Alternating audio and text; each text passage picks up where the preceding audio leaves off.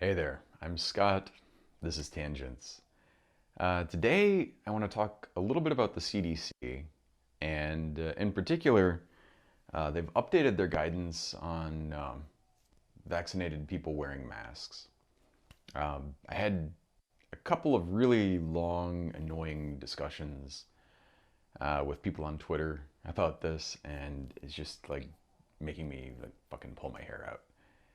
Okay, so first of all, what they said yesterday was that if you're vaccinated, you can just go about your life perfectly, like things are normal. Just wear your, don't wear your mask. Just, go out and do things. And I understand the appeal of this, I guess. I hear a lot of people talking about how wearing a mask has a big price socially, and we're social creatures. We have to see each other's faces and all this.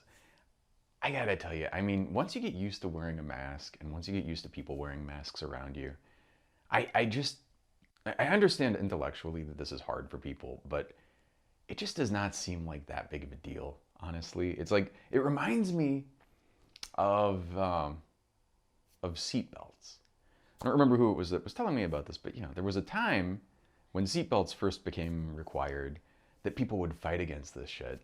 And I wear a seatbelt. First off, I feel naked in a car without a seatbelt, but I don't feel it. It's not like obstructing anything I want to do. It's not uncomfortable. It's not even a thing that I'm really aware of. Now, a mask I'm kind of aware of, and I'm kind of, like I do have to put it on. Um, I don't wear it constantly because it's not 100% comfortable, but it's not that big of a deal, honestly. It just bugs me that people make this into this huge thing. Now, the thing that I'm concerned about, and I'm not, I generally try not to pull the credentials off the shelf too much, and but just to give you a tiny bit of background, I have a master's in microbiology. Um, my emphasis there was virology and also immunology and molecular biology. So I have some vague familiarity with these concepts. I'm not just some random asshole talking about this stuff. And I understand Dr. Fauci, you know, says whatever.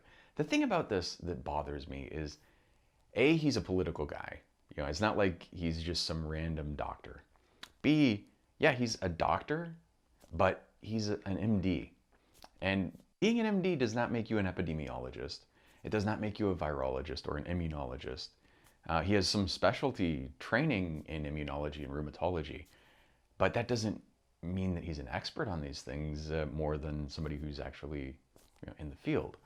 So it irks me there that people sort of take that and sort of frame him as somebody who knows everything. Certainly, you look at stuff that he's said and done, not the most stellar record. He's got some things that are good, but also some things that are questionable. And I do, like, I look at the CDC, and particularly, well, I guess a couple years ago, or maybe it was just a year ago, time is distorted for me anymore, but Trump was sitting there and making the CDC do things for political reasons. And it was very clear that their guidance was politically motivated. I feel like what happened there is he was kind of stretching out the fabric. And now the fabric, he's not there anymore, but the fabric is still stretched. So they're still movable by these political forces that they should ideally be indifferent to. And I think that's a major problem in and of itself. You can see from the stuff coming out of them that, like they'll have guidance that one week will say, you got to wear masks, and then the next week says no masks. I got to tell you, seems suspicious, just for starters. But here's the situation, just from a basic, fundamental evolutionary perspective. You have a population who are vaccinated, including myself. You have a big population. You have two, well, here we have a big population that's not vaccinated and never will be vaccinated. They're totally opposed to it. They don't think this is a real thing. They're just, So you have a nice reservoir for virus to reproduce in. And I'm not even going to get to places like India where a couple percent only of people are vaccinated. You know, huge population, very small vaccinated population. But even here, and especially there, you have people getting infected. They get infected, the virus reproduces, has a fairly high mutation rate. RNA genome viruses tend to. And so mutates frequently. And all you need, so each time you get infected, you're spewing out virus, you're shedding virus that's going to be probably potentially different from what you got. Not necessarily in a significant way. It could be mutations that don't have any effect.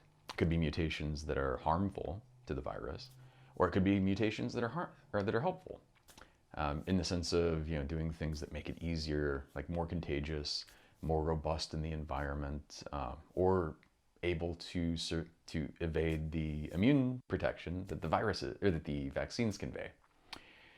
So that's just happening all the time. Now you have this population that's not vaccinated, and now we have a population that's vaccinated intermixed in them. And we have a situation where rather than just like tamping down the infection rate and getting to the point where, you know, I look at Australia. There are tons of places like this, but Australia is a good example. Not a small country. They had a very small number of cases because they took this shit seriously. Stopped, you know, real lockdowns. And they're in like low rates, like, you know, double, triple digit kind of rates. Like compared to here, almost nothing, essentially nothing. And what they didn't even require vaccination. It's just like basic public health measures. And because of that, after they locked down, they got to the position where they could actually go out unmasked, you know, and it's not like they spent 6 months locked down, you know, a couple months locked down, and they're in that position. We didn't do that, and we have this just kind of stuff raging, smoldering under the surface, just as our situation. So now you've got that. You've got these mutant strains coming out, just because that's what happens. And you have a population that are vaccinated and now unmasked. So the unmasked vaccinated people are getting exposed to existing strains, which their vaccines will just, you know, well, the immune response raised by those vaccines will keep them from being able to get it. And then you have them getting exposed to potentially, and I'm not saying this is a certainty by any means, but it is a thing that could very easily happen. They get exposed to something that is able to evade the immune response from those vaccines. Now, if that happens, because they're not masked, they're more likely to get it. Because they're not maintaining social distance and doing these kinds of things, they're more likely to get it and to spread it. And so now you've got things where these people who are vaccinated are potentially, at least, getting infected by mutants that are able to reproduce and continue to be shed. And if that happens, and again, it's not a certainty, but it's a possibility, and it's not like a ridiculously remote possibility. When you look at mutation rates and the number of virus particles produced by a single infection, you know, it's just ridiculous. So even if the rate is extremely, extremely small, and even if the probability of getting the right mutation is extremely small, and even if it's a multi-hit kind of thing, like you need 2-point mutations, it's not like just 1-point mutation will do it. But even if you need a couple of those, small number times a huge number ends up actually being something that is order of, you know, and I'm not speculating on exactly what it is, but probably like a dice roll, or maybe, you know, Russian roulette kind of thing. It's not like a ridiculously remote possibility that just could never happen.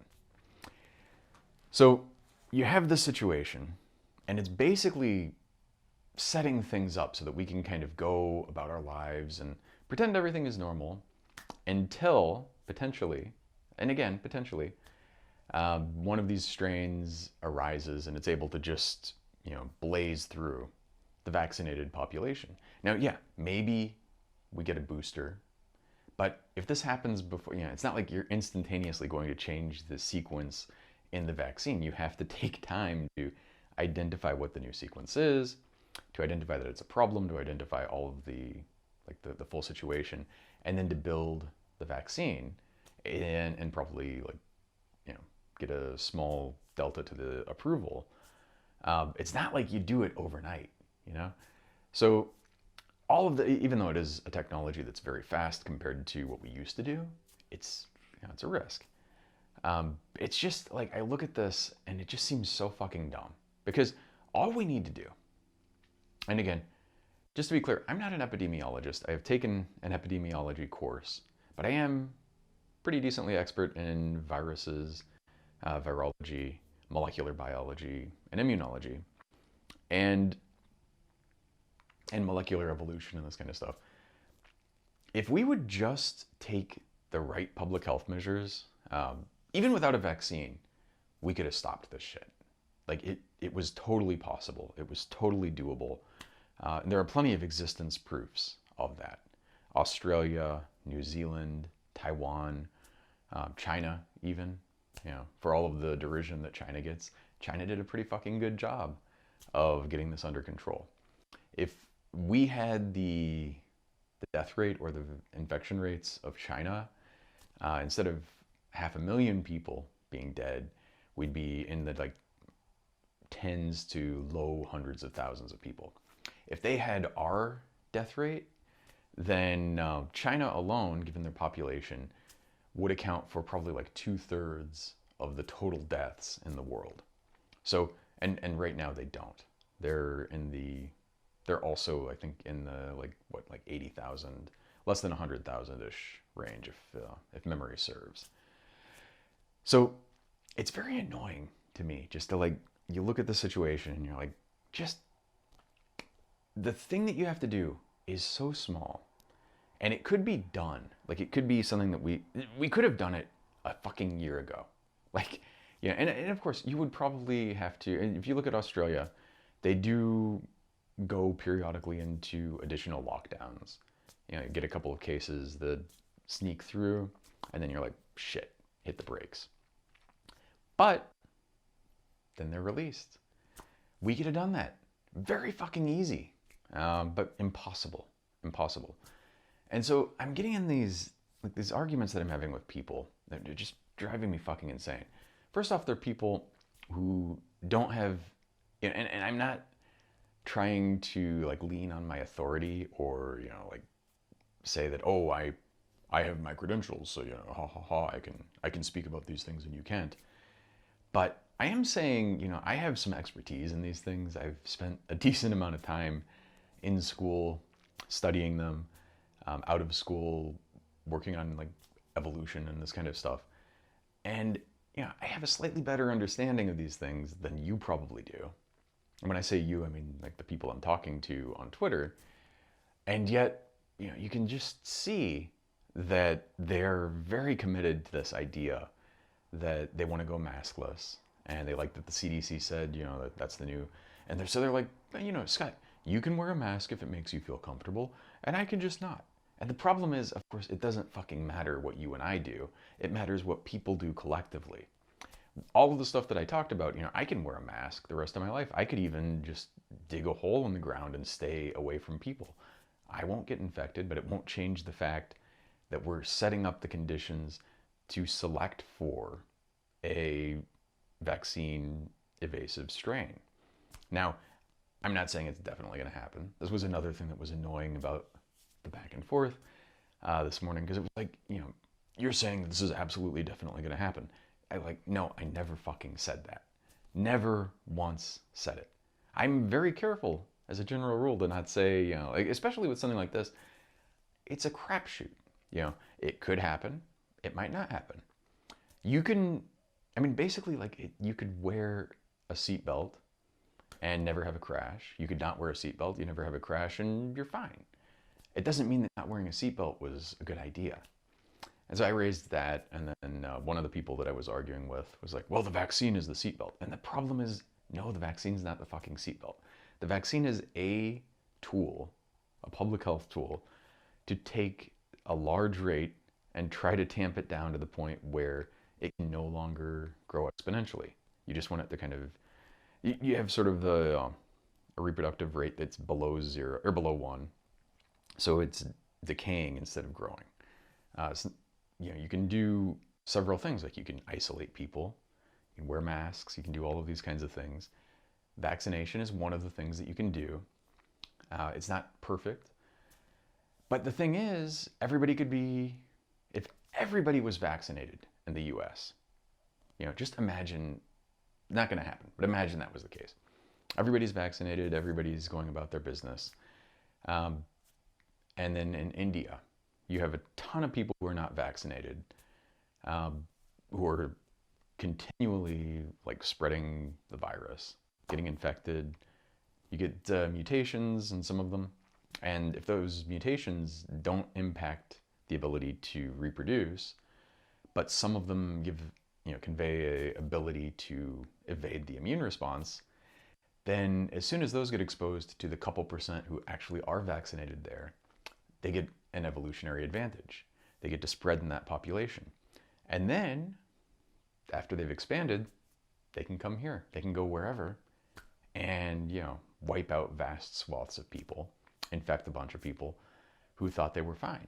And it's just, it's one of the reasons why it's just I always try not to just make the for your own self-interest argument, but out of your own fucking self-interest, it would be a really good thing to vaccinate a lot of India, because the fact that we're not doing it and the fact that we're kind of hoarding it, the fact that I'm very glad to be vaccinated, but the fact that somebody who is at very low risk, I do have asthma, so maybe not the lowest risk, but I'm relatively low risk. I'm not that old.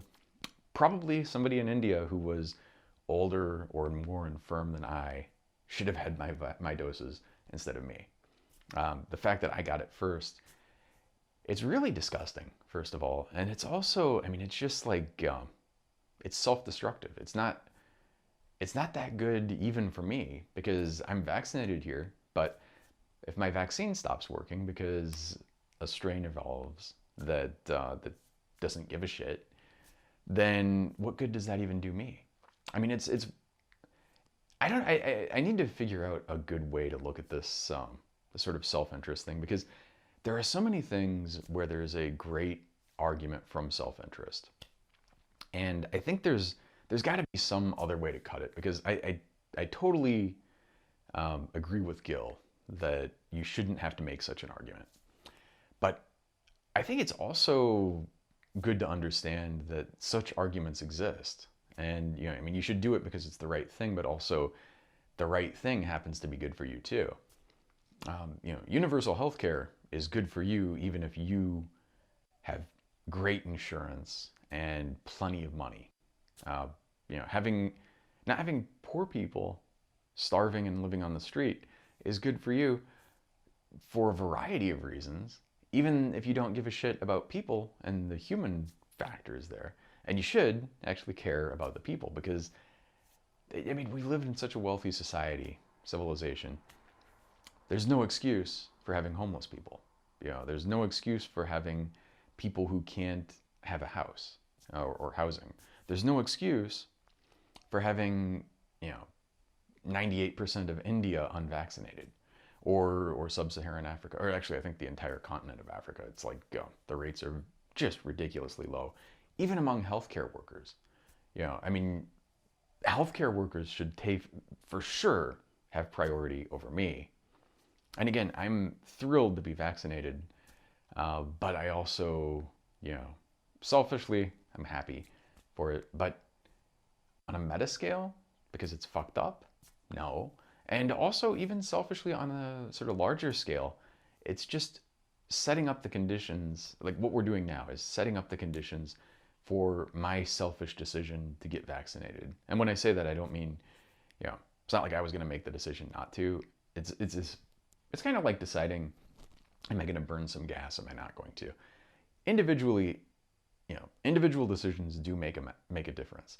But these are sort of like large scale public health things that have to be done on government bases and really international bases. And what a few people do doesn't really move the wind, so to speak. So it was selfish that I had that opportunity, but I don't think it was selfish. I think it was a completely rational thing for me to do it. It's not like if I didn't do it, some healthcare worker in Botswana was going to get my doses. It was just going to go to somebody else here. But the fact that we didn't share it, the fact that we're kind of hoarding this stuff, more doses than we need, says something.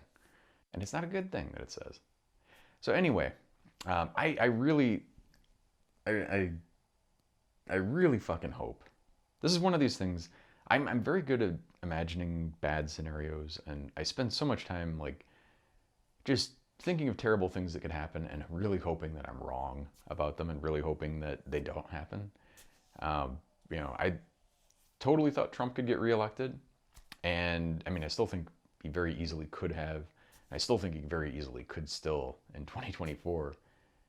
The things that, like 75 million people voted for that bastard. Not to veer back to politics, but I think it's hard to escape politics. 2022 is rapidly approaching, and we could very easily lose the House and the Senate. And then, I mean, we have a Supreme Court justice who's, what is he, like 86 or something? Very easily could retire now.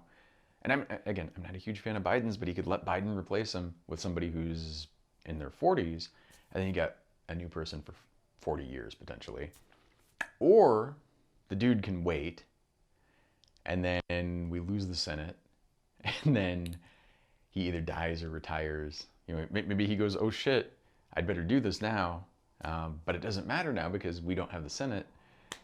Mitch sits there and is like, well, we only have 2 years till the next presidential election. Maybe we should just hold off on approving anybody.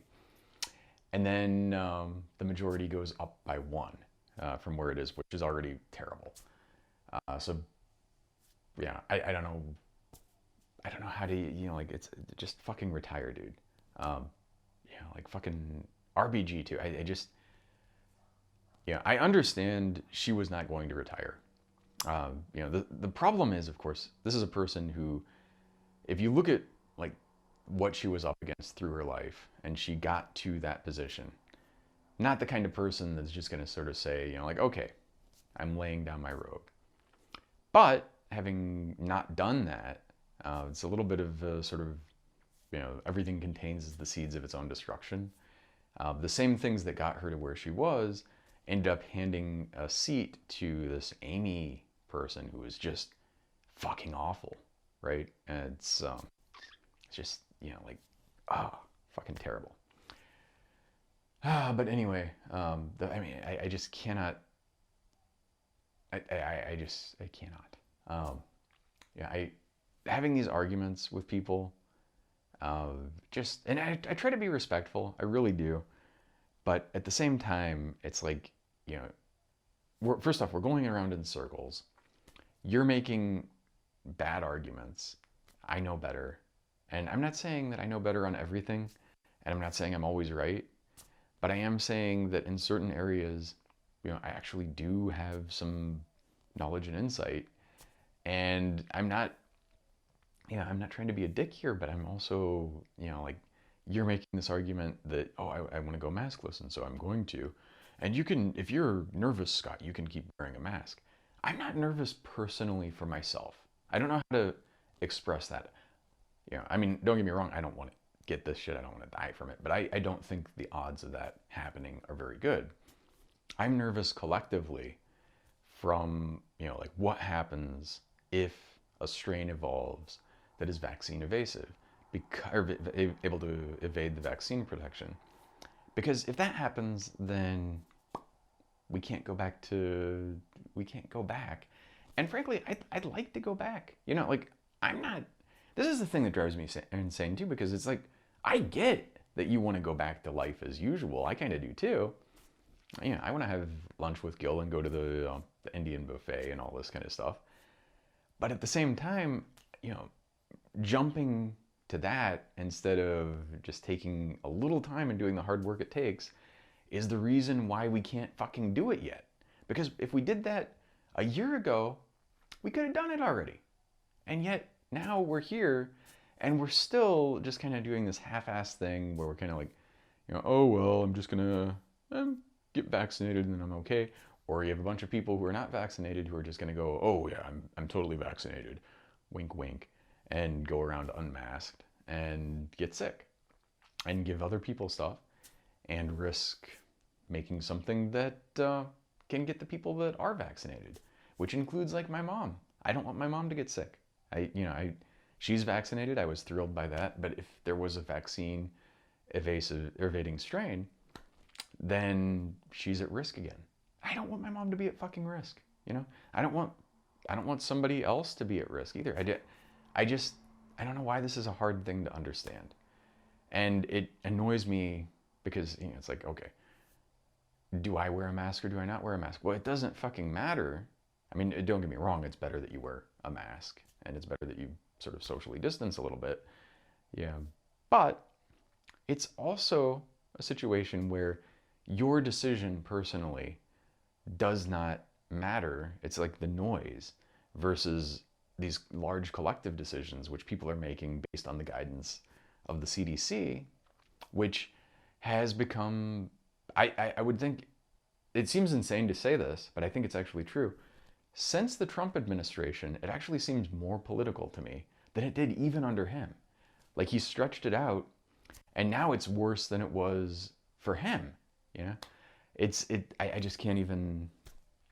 I don't know what pressure Biden is applying to, but they're definitely bowing to pressure in a way that I don't think 6 years ago they would have done, or 20 years ago. I mean, on the other hand, of course, you know, HIV/AIDS epidemic, you can kind of look at what they did there, and that's a whole other can of worms. So maybe they've always been subject to political pressures. That being said, I have got to take off. So short one, relatively sweet. I am not sure I'll have one of these next week because I'm seeing my mom for the first time in over a year. She's coming here, and so I'll probably be a little more constrained on when I can make these or how much time I have to. But I'll definitely be back 2 weeks from now. With that, thank you very much, and 再见.